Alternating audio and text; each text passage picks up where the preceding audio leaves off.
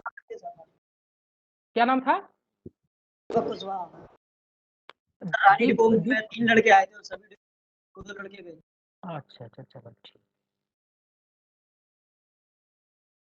अभी स्क्रीन पे कुछ नजर आया है?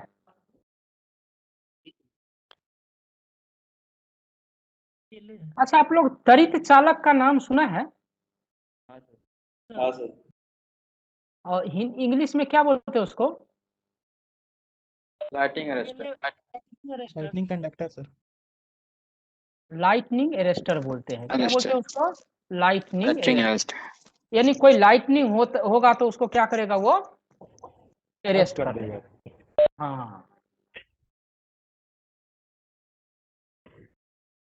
अरेस्ट कर लिया।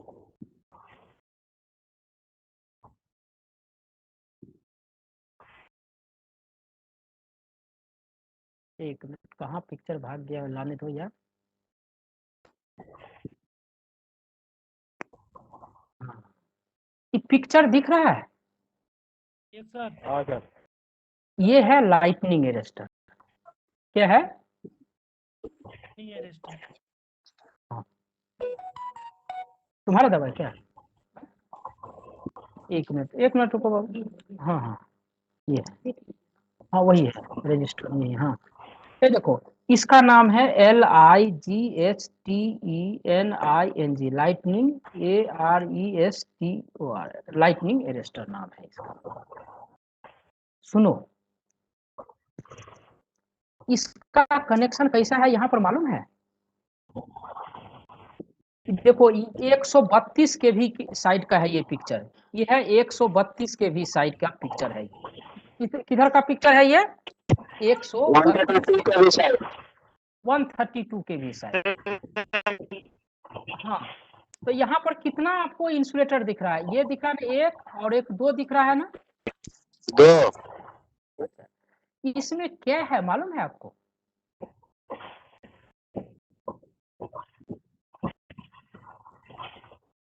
इसमें क्या है मालूम है आपको? जिंक ऑक्साइड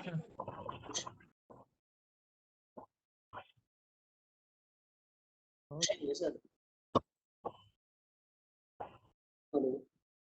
हाँ बोलो। उसे है सर इसमें। ये देखो, हम गोला गोला बनाए हैं ना, गोला गोला। जी सर, जी सर।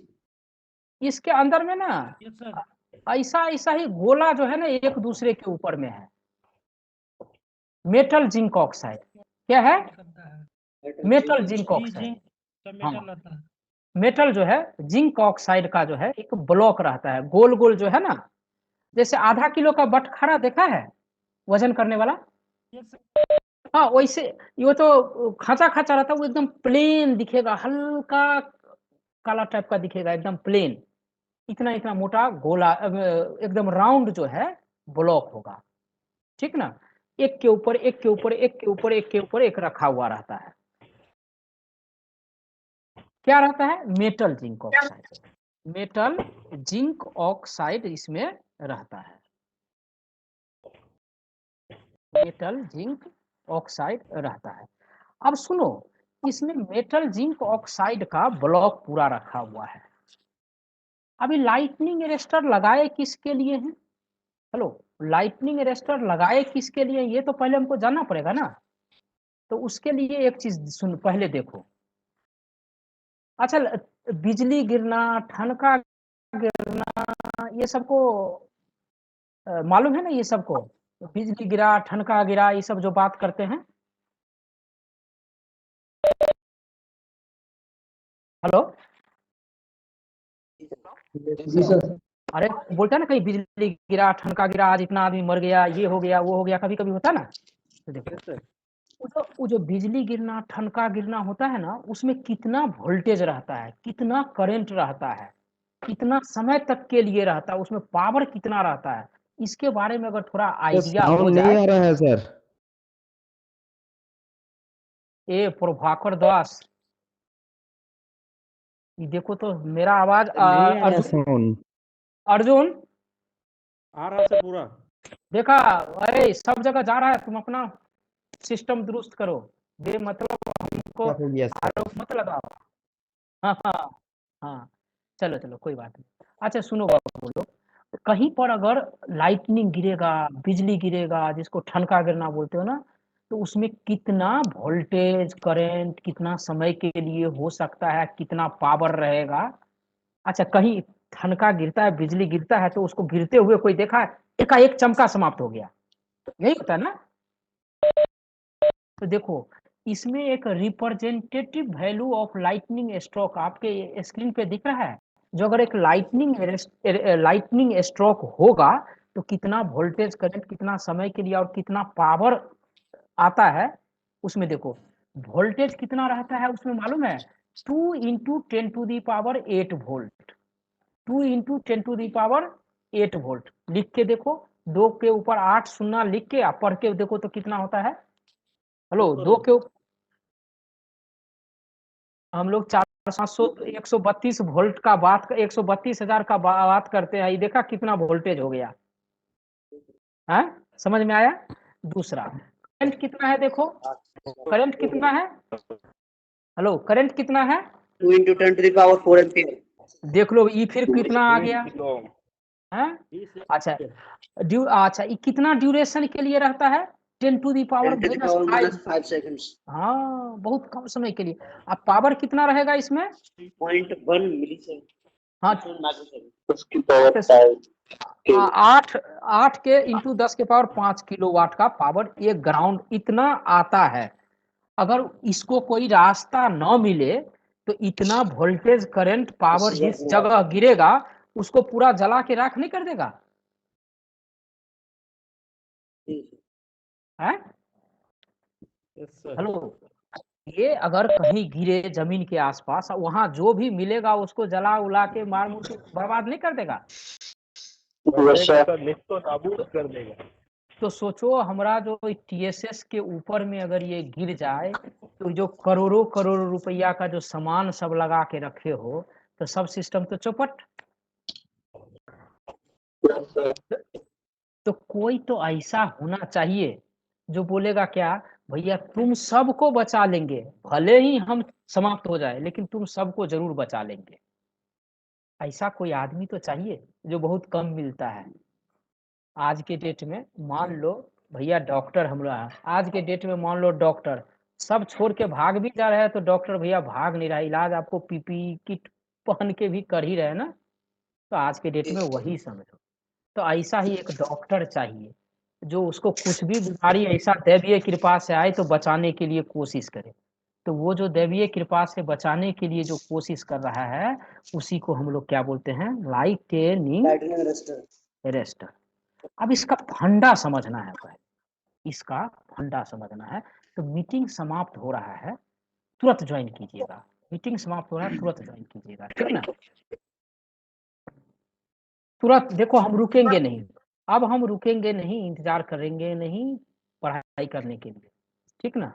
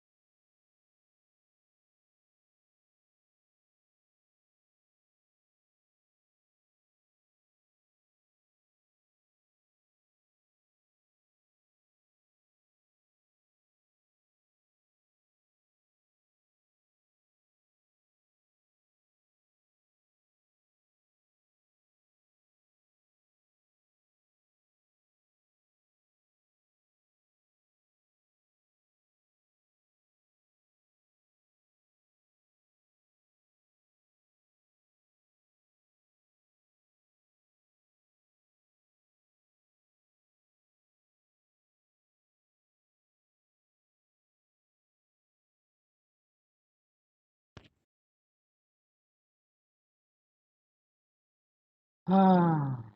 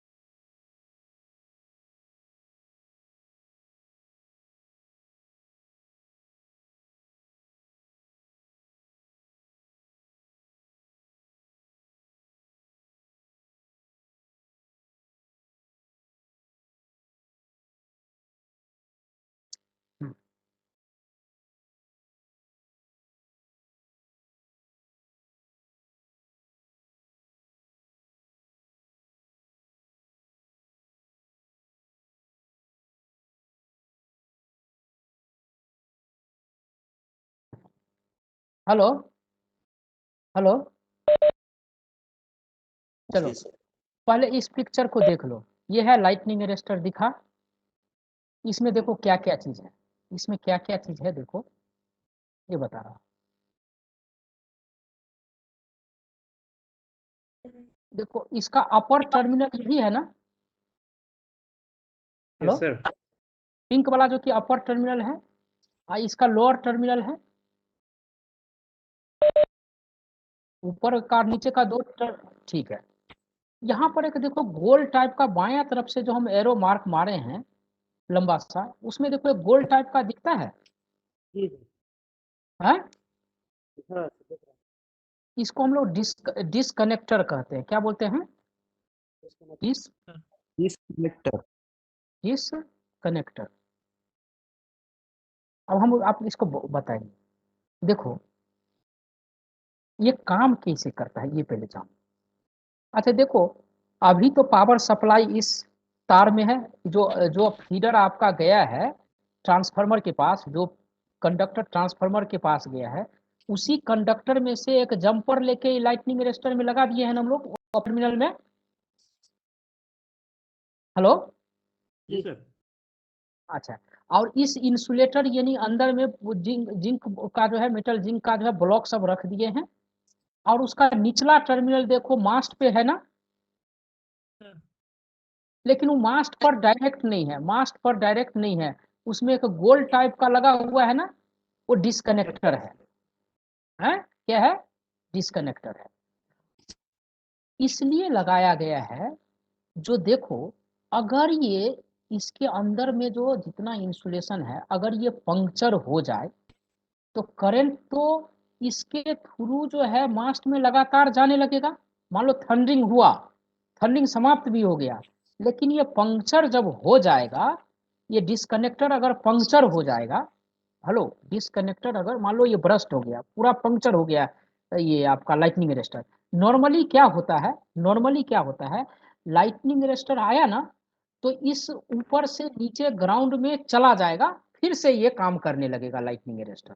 लेकिन कभी ऐसा हो कि इतना ना हेवी लाइटनिंग हुआ कि ये पूरा जो अंदर का इंसुलेटर पूरा पंक्चर हो गया, अब उसके पास ताकत ही नहीं रहा, तो जो हमारा जो कंडक्टर ऊपर में जिसके साथ कनेक्ट किए हैं वो चार्ज रहेगा, तो उससे लगातार करंट आना चाहेगा नीचे, तो पंक्चर हो गया, तो अर्थ के साथ कनेक्ट हो जाएगा। अगर ये डिस्कनेक्टर मेल्ट हो गया, अगर ये डिस्कनेक्टर नहीं रहता, क्या नॉर्मली क्या होता है कि डिस्कनेक्टर रहने से क्या होगा ना, ये डिस्क अर्थ को और ऊपर वाला चीज को डिस्कनेक्ट कर देगा, ठीक ना। तो इसके लिए डिस्कनेक्टर लगाया, जो अगर हो भी तो, जो अगर मान लो ये पंक्चर भी हो गया तो अर्थ के साथ जो है ऊपर वाला तार का कनेक्शन न हो पाए, उसके लिए डिस्कनेक्टर लगा रहता है, ठीक ना। ये एक फंक्शन हुआ। इस देखो क्या है, इसके अंदर में जो मेटल जिंक ऑक्साइड है, हेलो, ये इसके अंदर में जो मेटल जिंक ऑक्साइड है, अभी सोचो ये 132 केवी का तार है, ऊपर में कितना केवी का तार है, 132 केवी का तार है। उस 132 केवी के तार को इस लाइटनिंग अरेस्टर के ऊपर में कनेक्ट कर दिए हैं और नीचे वाला टर्मिनल को ग्राउंड कर दिए हैं। तो अभी जब 132 केवी का पावर सप्लाई तार में है, तब ये मेटल जिंक ऑक्साइड अपने थ्रू करंट को फ्लो होने देगा? नहीं होने देगा, नहीं होने देगा। क्योंकि अगर उसी में अगर होने लगा तब तो गड़बड़ा जाएगा। तो ये अपने थ्रू करंट को फ्लो नहीं होने, यानी ये बैड कंडक्टर यानी रेसिस्टेंस का काम कर रहा है, यही ना।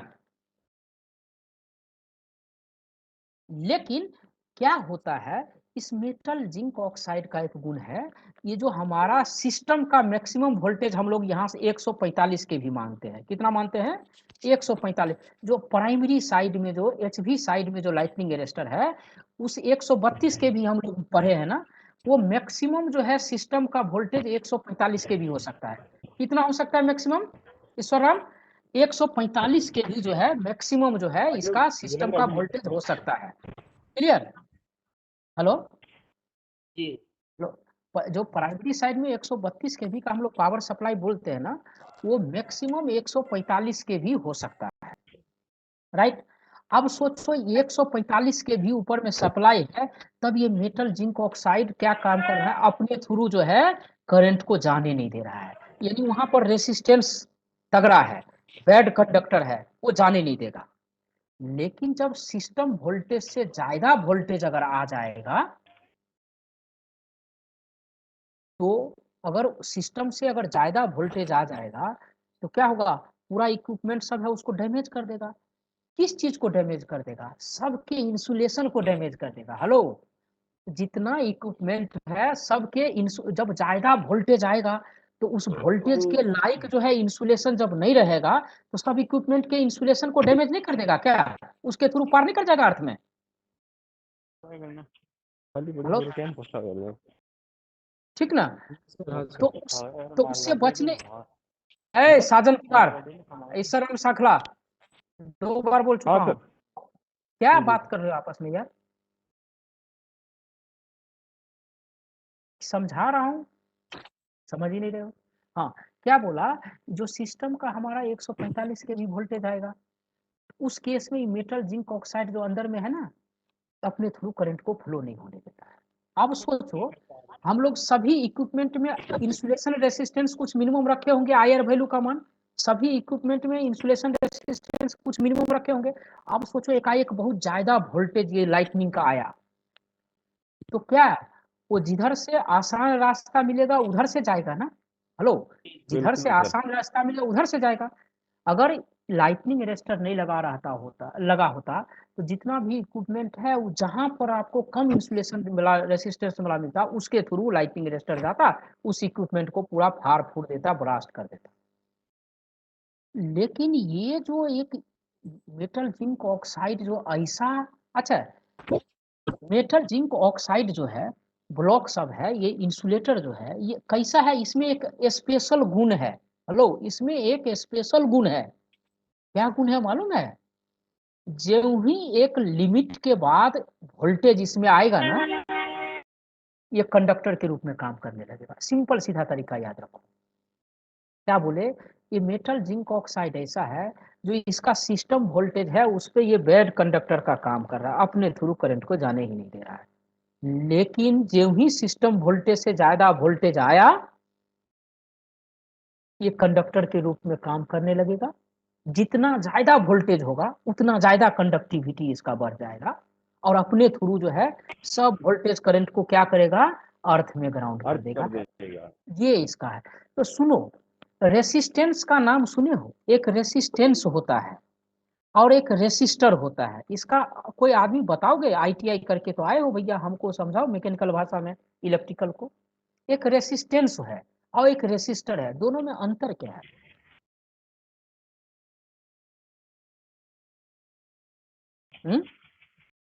रेजिस्टेंस तो सर प्रतिरोध, और रजिस्टर प्रतिरोधक है सर। ये प्रतिरोधक एक युक्ति होती है सर, इसमें जैसे हम बढ़ा घटा सकते हैं प्रतिरोध को।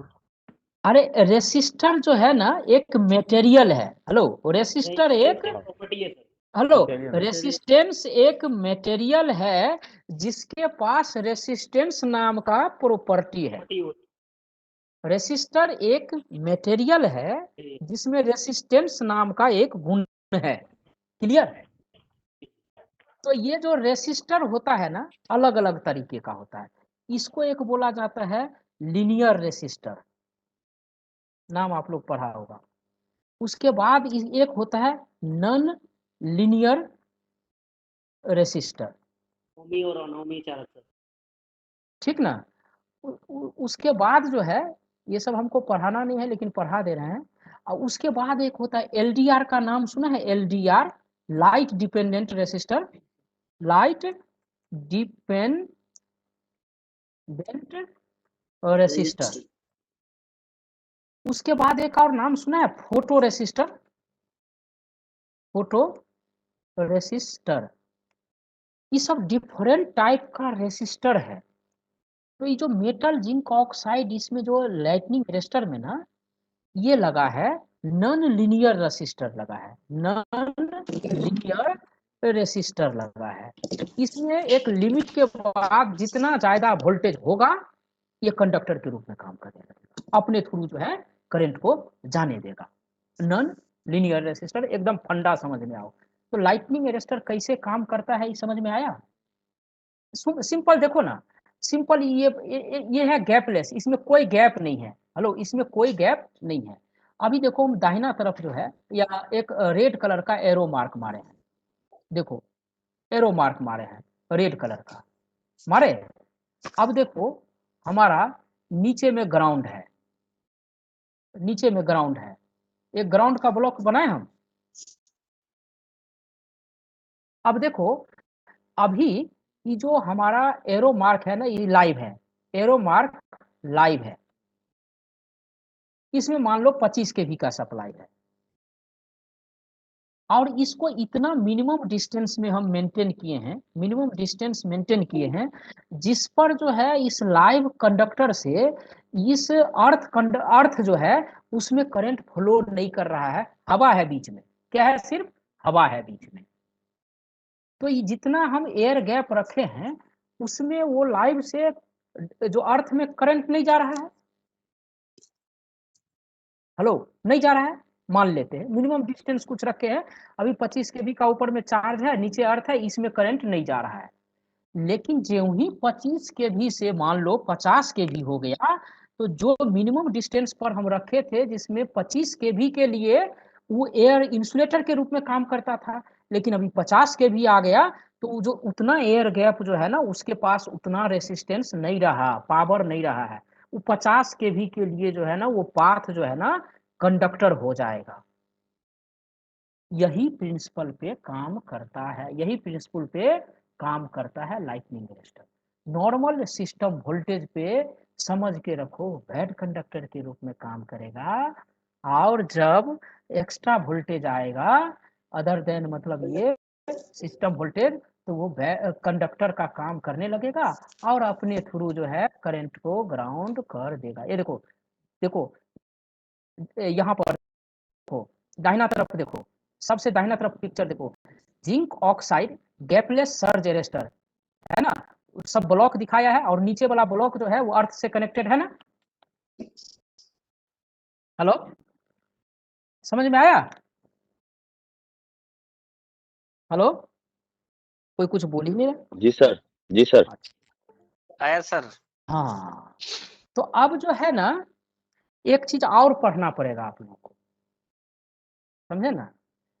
अब आप ये जो लाइटनिंग अरेस्टर है ना एक टीएसएस में, हेलो, टीएसएस में जो लाइटनिंग अरेस्टर है ना अलग अलग जगह पे लगता है, 1 2 3 4 जगह लाइटनिंग अरेस्टर लगाता है। हेलो, एक टीएसएस में 4 जगह लाइटनिंग अरेस्टर लगता है। कहाँ कहाँ लगता है? 4 जगह में। कहाँ कहाँ लगेगा?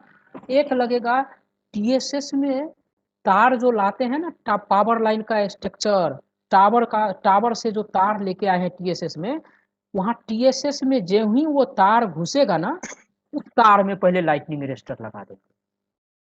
फिर जो ट्रांसफार्मर जहां रहेगा तो ट्रांसफार्मर से जस्ट पहले एक लाइटनिंग अरेस्टर लगा देंगे, प्रत्येक तार में एक एक लगा देंगे।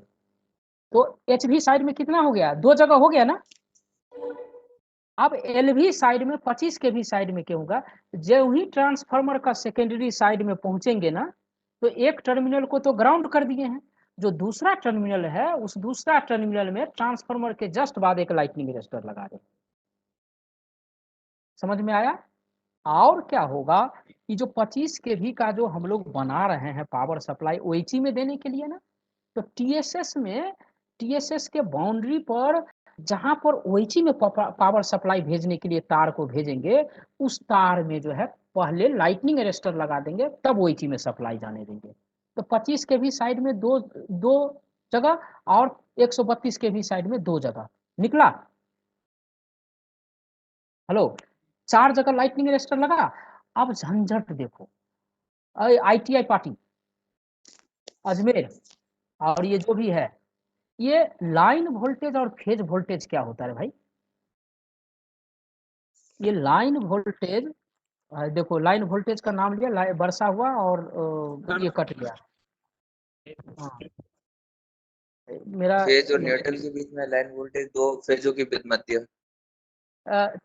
प्रकाश सेन कहाँ से बोल रहे हो? पहले बोल के ठीक से बोलो। अजमेर से सर, आबू रोड। क्या बोले?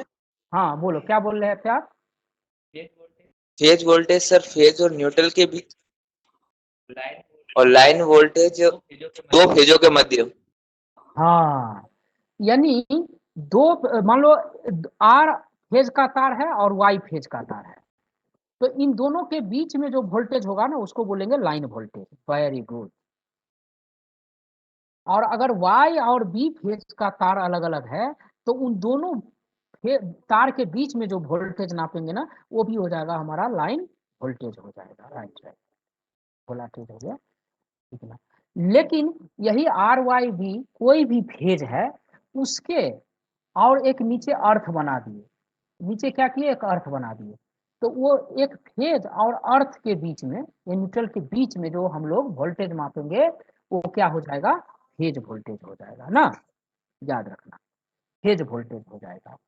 तो फेज वोल्टेज जाएगा, देखो फेज वोल्टेज बराबर होता है, हेलो, फेज वोल्टेज बराबर होता है लाइन वोल्टेज, क्या होता है सेन, line voltage by 1√3 square root 3। हाँ, स्क्वायर रूट 3। फेज वोल्टेज बराबर होता है line voltage by square root 3, Y 1 by square root 3 into phase line voltage बोलिए, उससे अच्छा है फेज वोल्टेज बराबर line voltage by square root 3। तो यहाँ जो हम लोग 132 के भी जो वोल्टेज का बात करते हैं ट्रांसफार्मर के प्राइमरी साइड में, वो एक्चुअली कौन सा वोल्टेज मालूम है आप लोगों को? ये सब लाइन वोल्टेज है। हेलो, लाइन वोल्टेज है।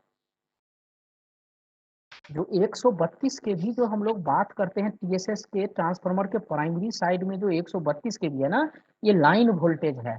तो सोचो इसके अकॉर्डिंग फेज वोल्टेज कितना होगा, क्योंकि आपका जो हेलो, अभी जो लाइटनिंग अरेस्टर के टॉप टर्मिनल और ग्राउंड के बीच में जब वो फेज वोल्टेज नापेंगे, तो क्या होगा, फेज वोल्टेज होगा या लाइन वोल्टेज होगा?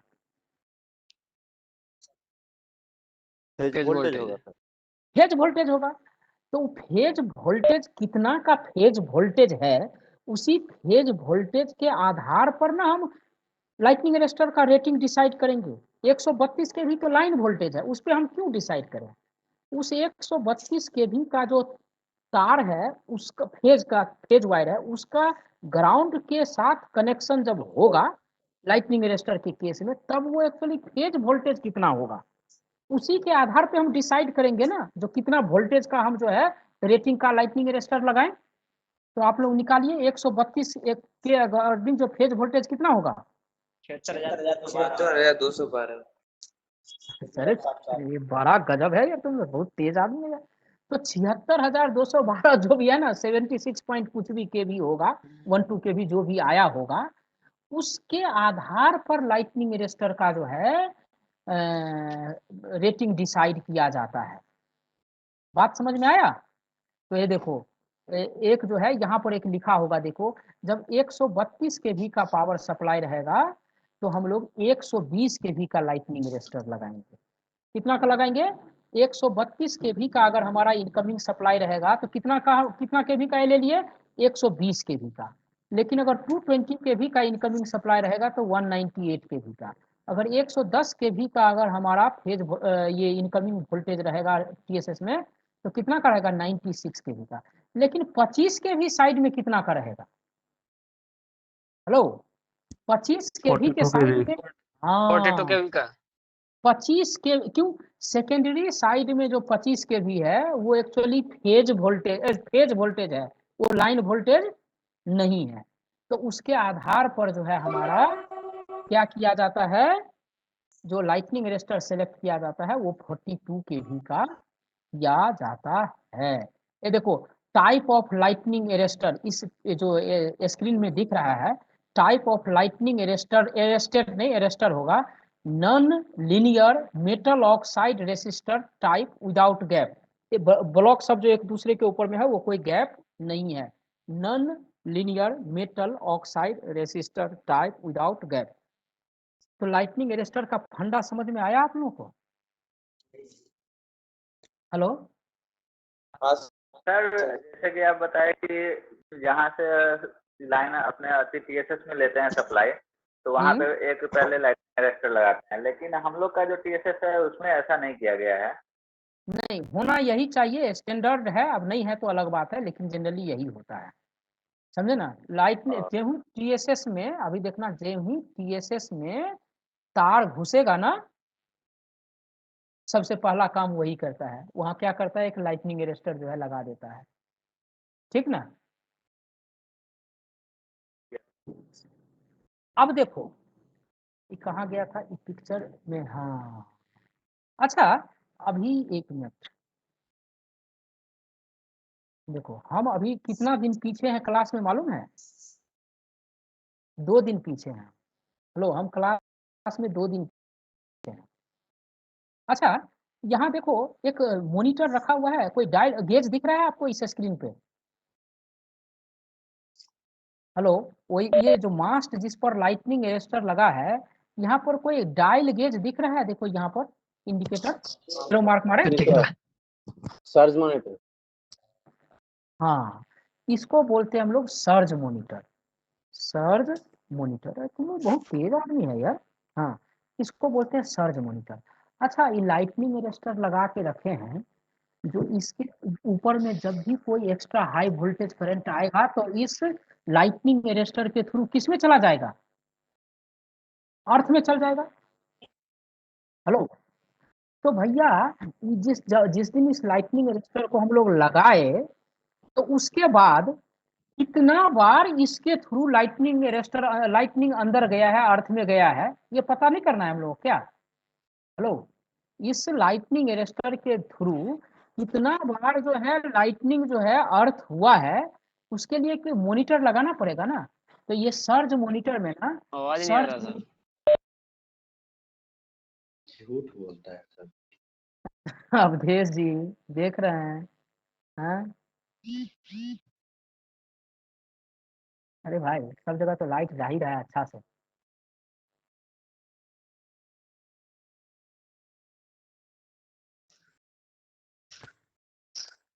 हेलो हेलो हेलो हेलो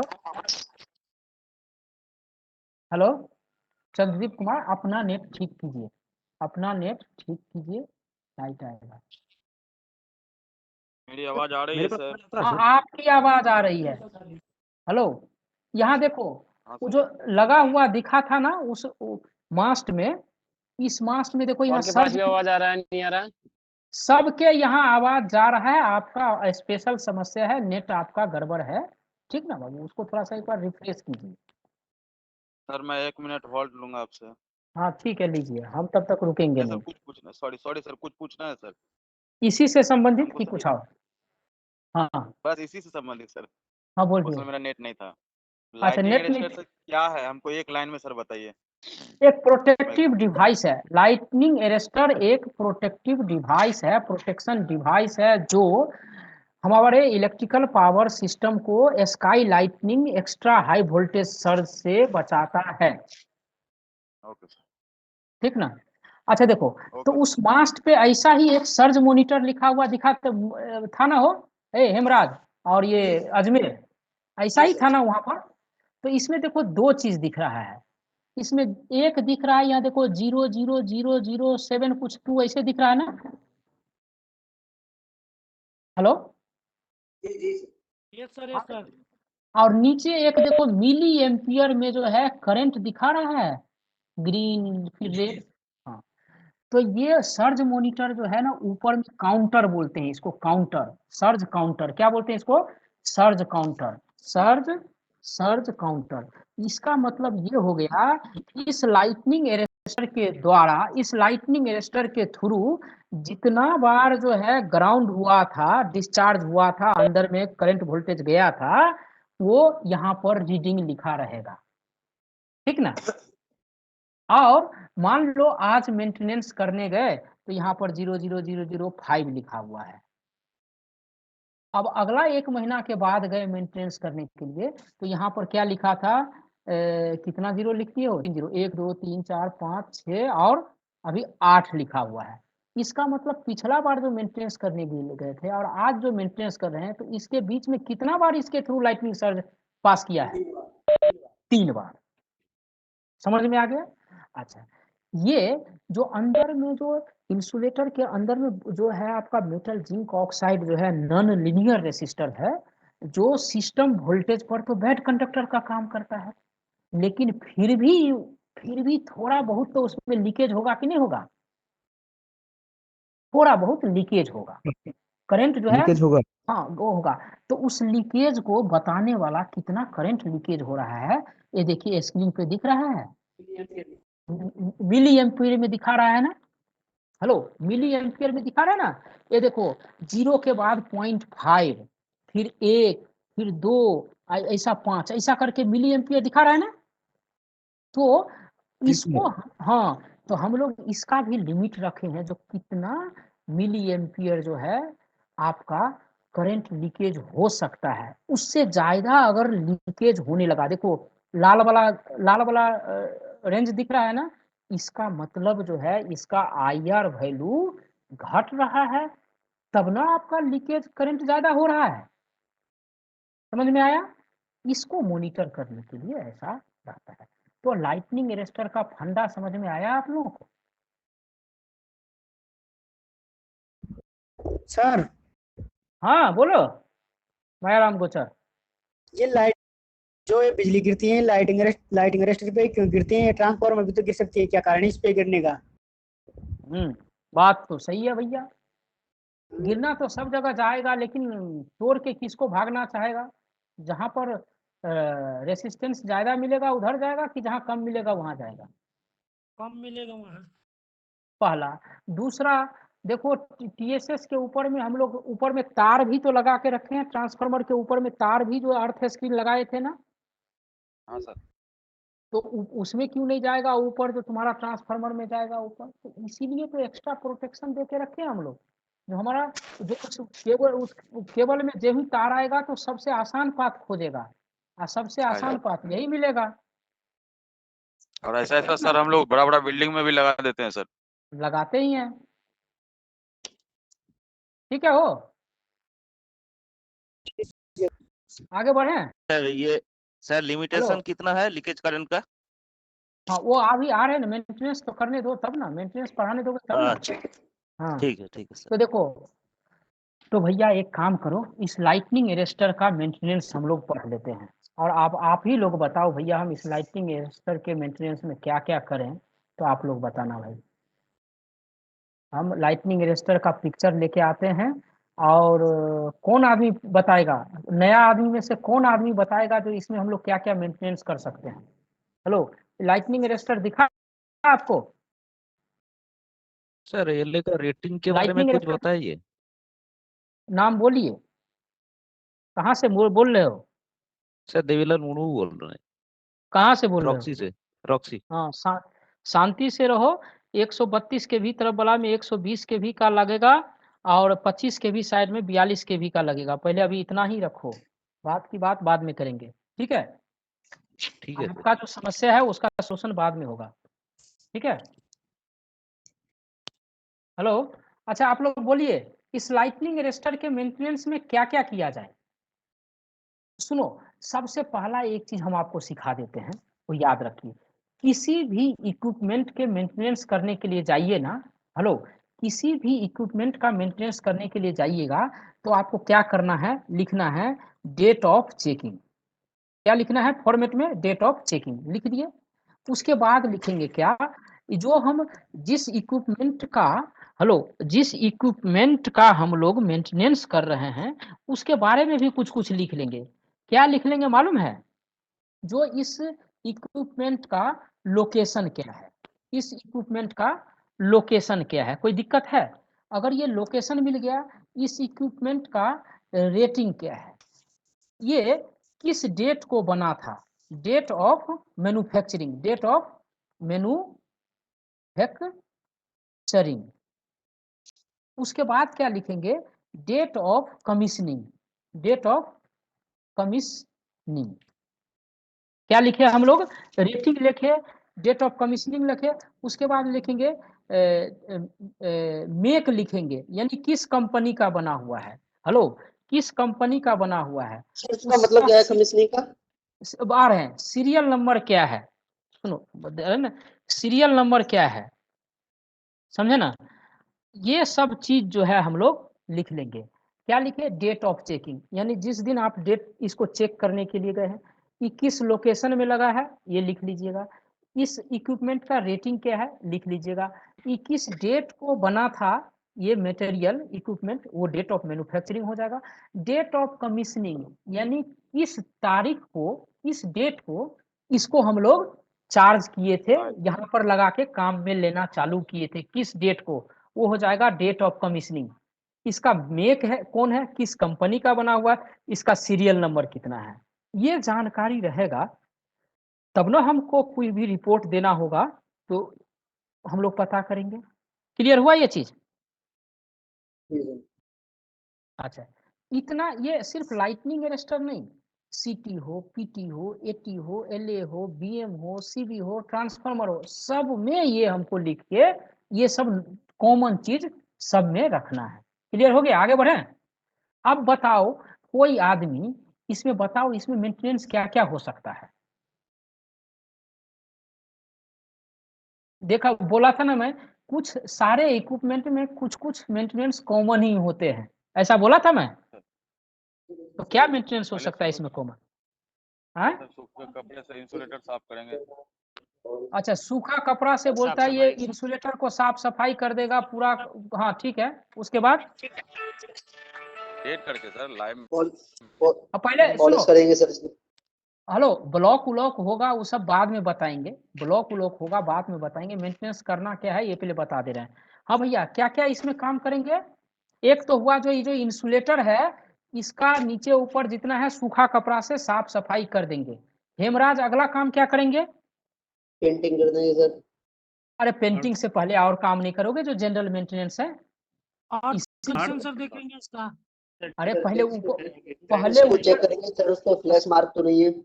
हाँ, ये जो इंसुलेटर में जो है कहीं टूट क्रैक तो नहीं है, फ्लैश मार्क तो नहीं है, ठीक है, चेक कर लियो। उसके बाद अगला क्या करेंगे? डिस्कनेक्टर चेक करें। अच्छा, डिसकनेक्टर चेक करेंगे, ठीक है। ऊपर में क्या करेंगे, ये जो टर्मिनल कनेक्टर जो है, वो जो फीडर गया है उससे जो जंपर आके इसके टॉप टर्मिनल में कनेक्शन चेक करेंगे सर। जो टॉप टर्मिनल है इसको नहीं कीजिएगा, एलए के जो टॉप टर्मिनल, उसमें क्या क्या चेक करेंगे, उसमें क्या क्या चेक करेंगे आप लोग बताइए। अच्छा, टाइटनेस चेक करेंगे। उसके बाद क्या बोला, रस्टेड है कि नहीं है उसके लिए चेक करेंगे। उसके बाद क्या है, ओवर हीटेड है क्या, इसके लिए चेक करेंगे। हाँ, और पार्किंग चेक करेंगे सर। हाँ, स्पार्किंग मार्क के लिए चेक करेंगे, स्पार्किंग या फ्लैश मार्क के लिए, राइट, वेरी गुड, ठीक है। और हो तो गया, हाँ हो तो गया, और हो गया। अच्छा, उसके बाद ये जो सर्ज काउंटर है, इस सर्ज काउंटर में जो है रीडिंग, इसका सर्ज काउंटर के रीडिंग को नहीं लिखेंगे हम लोग, लीकेज करेंट। हाँ वही सर्च काउंटर, हाँ। उसके बाद लीकेज करंट के को चेक लिखेंगे कि नहीं लिखेंगे हम लोग? जी सर। ठीक है। उसके बाद जो है आपका जो ये देखो, लाइटनिंग एरेस्टर। देखो टीएसएस में जो आप लोग पढ़े थे, सबसे पहले एक अर्थिंग ग्रिड पढ़े थे।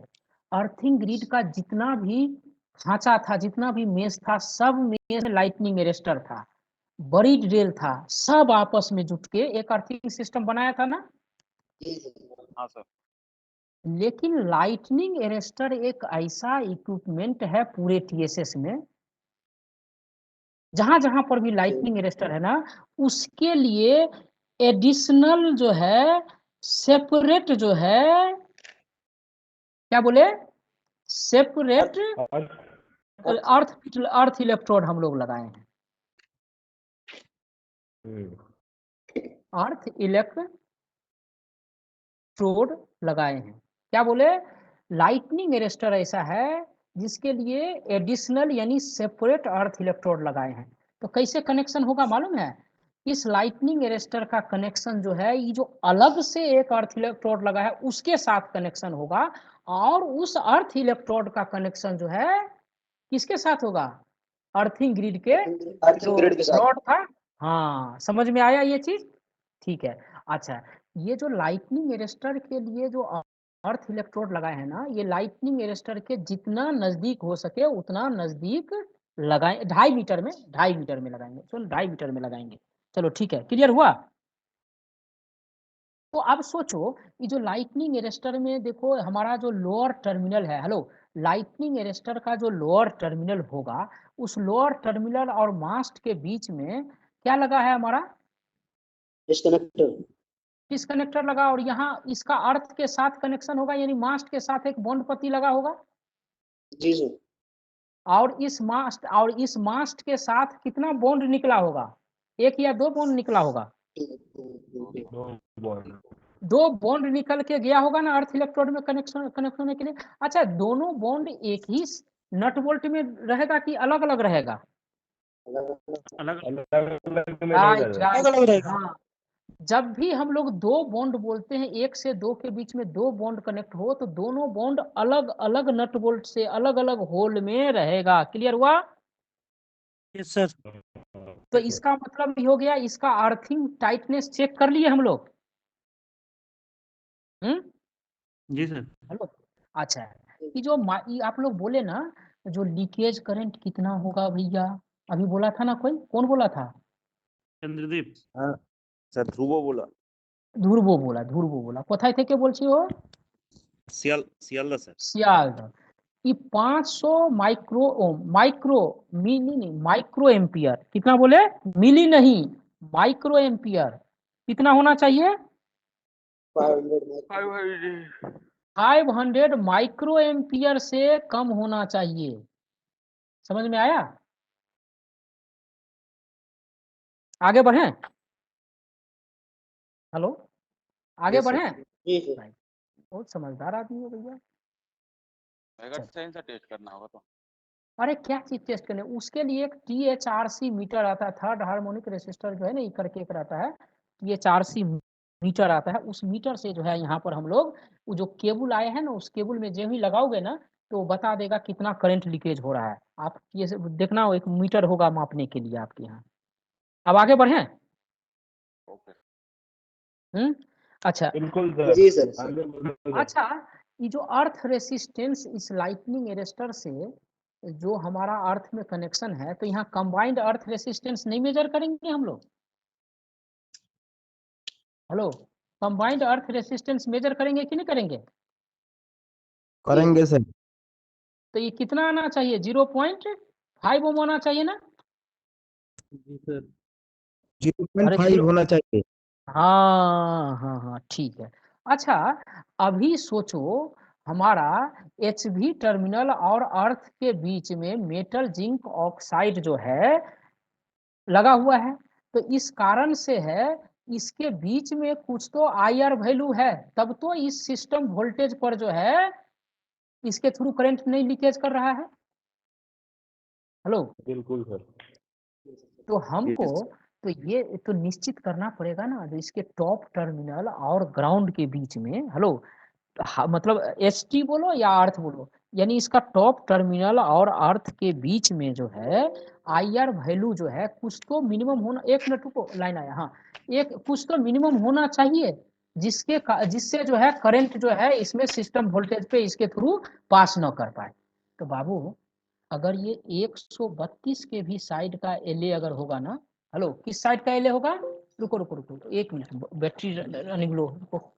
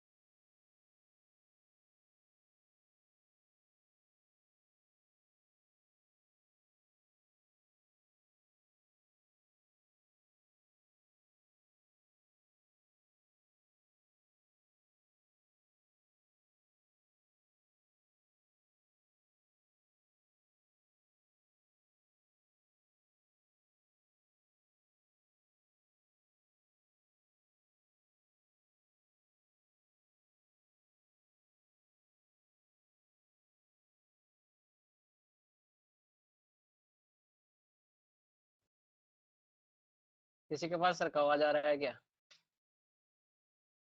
हाँ नहीं आ रहा? नहीं।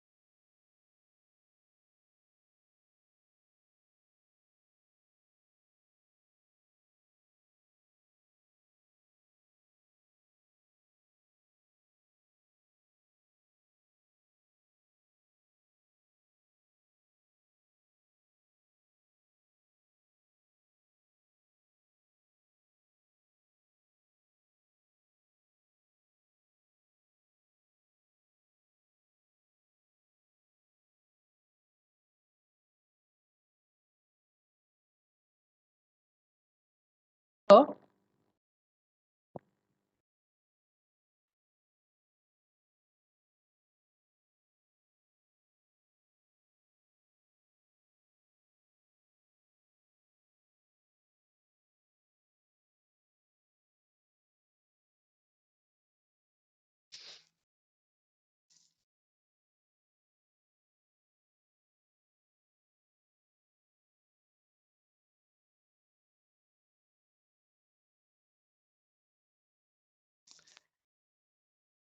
सर का आवाज नहीं है अब भी?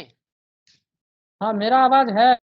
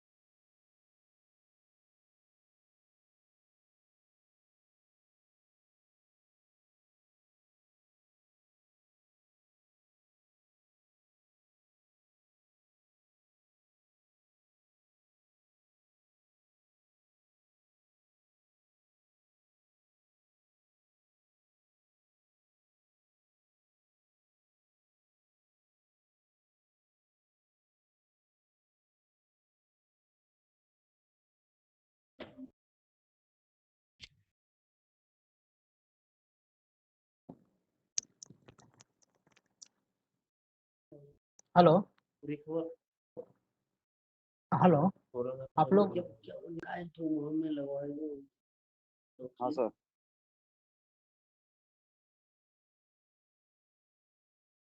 थोड़ा इधर बात कर रहे थे। स्क्रीन पे क्या पिक्चर दिख रहा है? Lighting lighting. तो अब सब काम तो चेकिंग का हो गया था, तो आईआर वैल्यू चेकिंग करना पड़ेगा ना। हेलो हाँ सर। आईआर वैल्यू चेक करना पड़ेगा। तो यहाँ पर जो है ना क्या क्या होगा, आईआर वैल्यू जो चेक करेंगे तो ऐसा है जो एक मिनट हाँ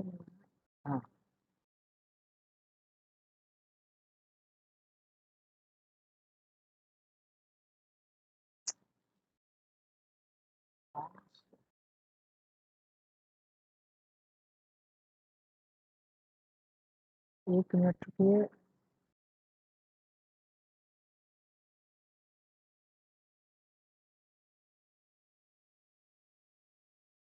नहीं हो रहा है।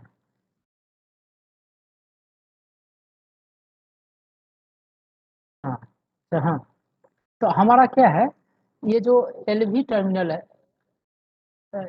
एलवी टर्मिनल एचवी टर्मिनल है, और इस अर्थ के बीच में हम लोगों को क्या आईआर वैल्यू मेजर करना है ना।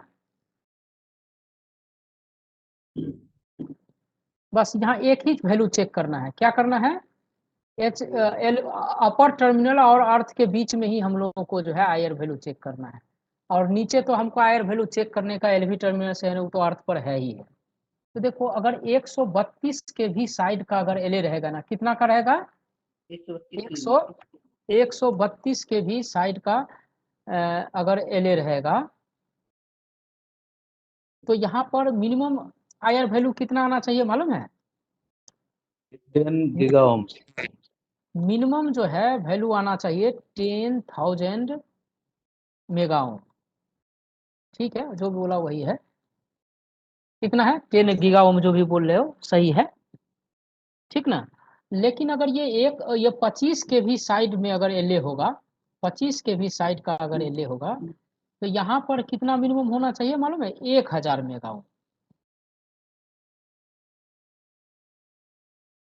क्या बोले, जो 132 के भी साइड का अगर एलए है तो मिनिमम होना चाहिए 10,000 मेगा ओम, और अगर यानी 10 गीगा ओम हो जाएगा। और अगर 25 के भी साइड का एलए है तो कितना मेगा ओम होना चाहिए मिनिमम? 1000 मेगा ओम, यानी 1 गीगा ओम जो है मिनिमम आईआर वैल्यू होना चाहिए। क्लियर हुआ ये चीज? एलए मींस मतलब क्या हुआ सर? एलए अच्छा सुनो, इसी को बोलता है सारा रामायण समाप्त हो गया और द्रौपदी किसकी पत्नी है मालूम ही नहीं चला। मालूम नहीं बाद में था। चला। Lightning star. कहाँ, ये हमको लगता है ऑन करके कहीं घूमता उमता रहता है लगता है। हाँ? नहीं सर, घूमते नहीं है सर। अरे ये एलए का तो 10 बार कम से कम लाइटनिंग अरेस्टर बोल चुके होंगे हम। सिर्फ 3.5 आवर।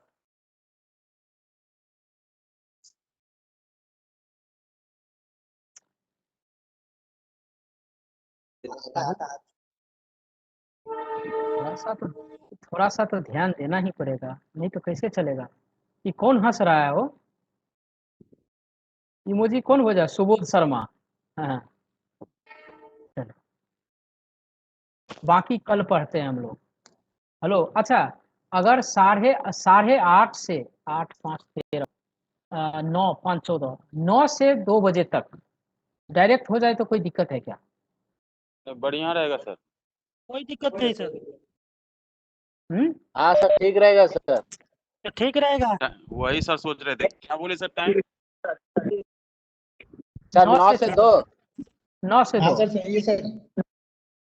अच्छा रहेगा। सही। नाश्ता उस्ता दम भर करके रखना और एक ही साथ समाप्त हो जाएगा ना। जी जी जी जी सर। सब ठीक है चलो। 9 से 2 से 5 घंटा हो जा रहा है ना। तो आज कौन कम हुआ क्या? नहीं 5 घंटा से कम किस दिन होता है क्या? चलो ठीक 5 है घंटे सर। तो रोज ही होते हैं। हाँ 5 से ज्यादा भी हो जाता है भाई। ठीक है सर। अरे सर हाँ, घंटा से वही। मतलब नहीं है, हम लोगों को ट्रेनिंग होना चाहिए। सर 9 से 2 से पढ़ाई टाइम से रखिए, पढ़ाई उसमें से बीच में मतलब थोड़ा सा देखो भैया, सब कोई सब चीज में तो खुश नहीं हो सकता, ये तो जान लो। सब आदमी सब चीज में खुश नहीं हो सकता, बस इतना ही जान के रखो, बिल्कुल ठीक है ना? हाँ। मैंने पीडीएफ इसे डाल देते हैं। अच्छा ठीक है, मिल जाएगा, ये सब मिल जाएगा, ठीक ना? सर हिंदी का यदि पीडीएफ पॉसिबल हो तो दीजिएगा सर। जुगाड़ कराओ ना सर, जुगाड़ हिंदी का। अच्छा वो हिंदी एक, का यदि पॉसिबल हो तो दीजिएगा सर। अच्छा ठीक है, पीएसआई वाला एक मटेरियल था, डलवा देता हूँ, एक पर इंग्लिश नहीं आता। ठीक ना? अरे भैया जितना भी है सब तो हिंदी में ही बोले हैं, अगर ये लिखते भी जाता तो हम तो सब हिंदी में ही बोल रहे हैं। चलो ठीक है, कल मिलते हैं। आपका जो नोट समझने के टाइम में लिखा नहीं जाता सर। ठीक ठीक ठीक। सर 9 बजे जुड़ना होगा ना। हाँ कल 9 बजे जुटिए। Okay sir. ठीक। ठीक है। Thank you sir. Thank you okay sir.